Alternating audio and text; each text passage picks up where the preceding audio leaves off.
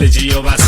የተባለለት ኩሩ ቀብራራው በየሄደበት ስንቱ ሚጠራ ልሽሻልኩኝ ሳይሽ ከሚቸገር ልኑር ርቄ ካንቺ ግን ታገር የሆነ ሆነና ይሄው ተያየና መልሰን ወሰድነው ዙፋኑ እንደገና የማየውም የምሰማው ክብሬን ይነካኛል ያሞነው ግን እንደምን ብችል ይገለኛል 12 ቅመም